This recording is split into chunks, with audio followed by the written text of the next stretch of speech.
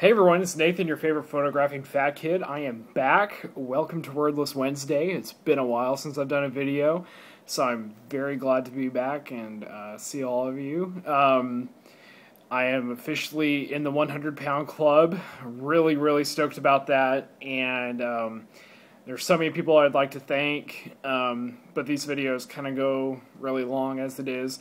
So, just everyone who's ever commented on the blog, ever commented on Facebook, any sort of, even just a like, anything, any just random comment when you've seen me, just any sort of encouragement, I just thank you all so much. It means so much to me, more than you'll ever know.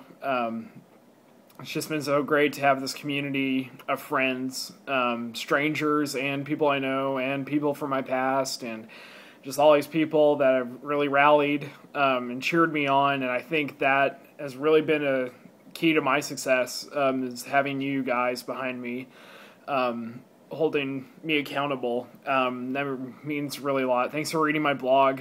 You guys read about what I eat, and I think that's pretty dedicated, to be honest, just to get excited about something where I just talk about what I ate that day.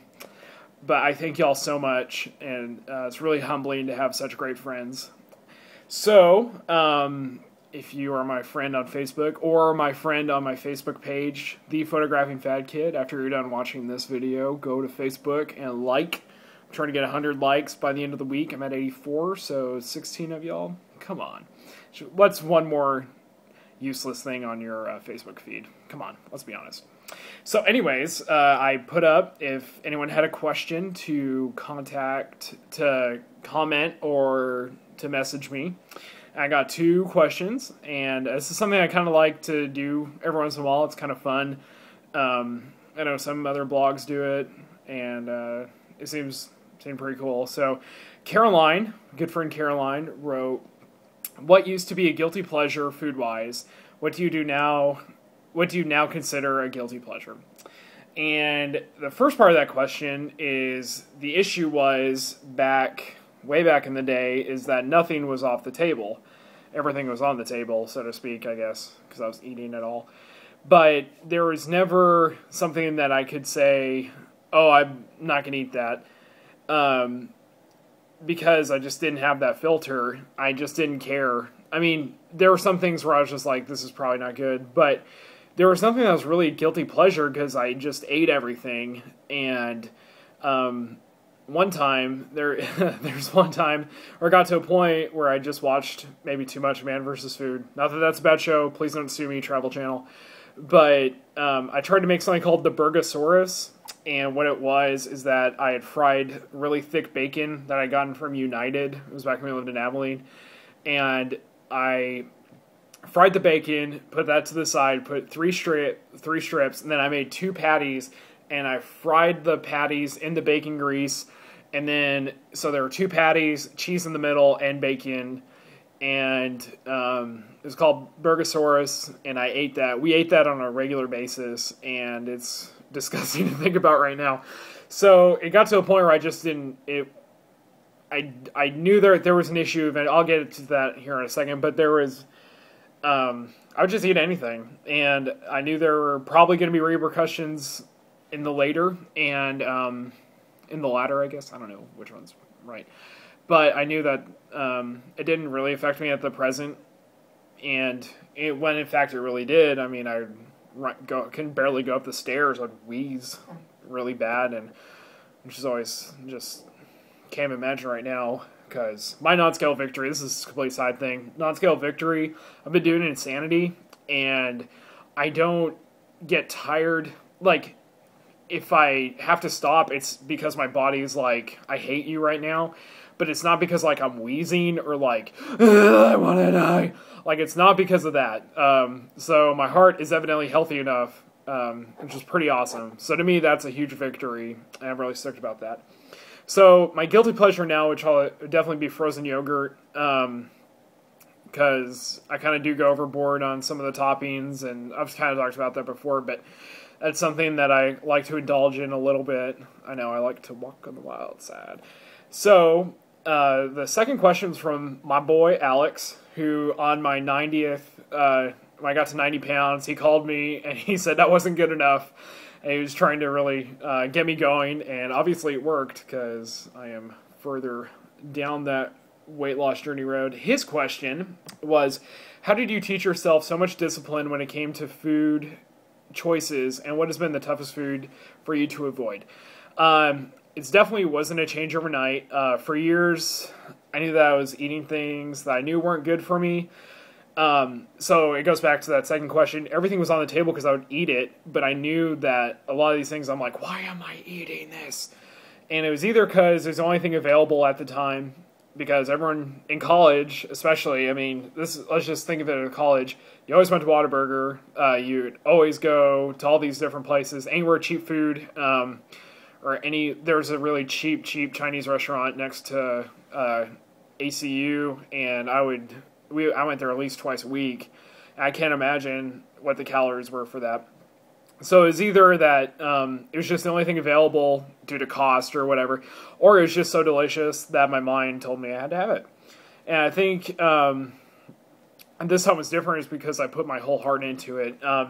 It was definitely, this was the final straw that I got to a point where I didn't want Megan to buy a scale because I knew that it was really bad. And I kind of, when we first moved here, I kind of resorted to the fact that obesity is just going to be something I'm going to have to deal with the rest of my life, as in I'm going to surrender myself to it, which is a terrifying thought because I was 357. I was just kind of on that cusp of you could just be obese the rest of your life, but the reality is your life, I mean, how's that living, and B, how long is that going to be? And it's terrifying. It's really scary. And so I had to conquer my taste buds, and I had to conquer my mind. And I thought about it. I was thinking about it one time, and it's just like the bad food might appeal to appear and to your tongue, but it has such a negative effect on the rest of your body. And the rest of your body, like, I don't know, I had to walk, and I had to breathe and things like that. So that all was affected by just like two organs were doing. And I realized that that's something I had to change. So, I mean, it's something I still struggle with as far as food. I mean, I still might get away with eating a couple chips when I don't report it on the blog, but in reality, you get caught because the scale doesn't lie, and it will call you on it. With that all being said, I knew that there needed to be a change, but I didn't have an all or nothing attitude about it because I didn't have a failure is not an option as far as in the small scale of it. Because failing is a part of this journey, and it's what makes you stronger, because if you really beat yourself up about things like, oh, I gained, I don't know what I'm going to do, which I did, I've done, but it never got to the point of I should just quit, because life before, back in the day of 357, I was living life, life was awesome, and it's like, it wasn't. I was running around and joints were hurting, I couldn't see over my gut in bed, so I couldn't watch the TV, and I had man jugs flailing around, which I still have, but it's not near as bad. So, I don't know, I've never looked back at that part of my life thinking, man, life was awesome. I still have that as part of being overweight has been a part of my identity. It's been a part of my identity all my life, but that I've made a change about it is a new part of my identity. So, luckily, I just had a lot of friends that said, oh, it's gonna be okay. 2 pound gain, that's nothing. You'll be fine. And it's really helped because, like, over vacation, I gained 7 pounds twice, and I've lost it. And if I didn't have that mindset, it would have been really easy just to say, oh, well, screw it. I'm done. And it really helps that I have you people holding my feet under the fire. But, so the toughest food for me to avoid, I think, would be Mexican food, because chips and salsa are just the greatest thing in the universe, and the salsa's not bad, but eating baskets and baskets of chips is still hard, because they're free, and I gotta get my money's worth. And sour cream and guacamole are just so awesome. So those things aren't bad by themselves, but just overindulging in them has been the hard part.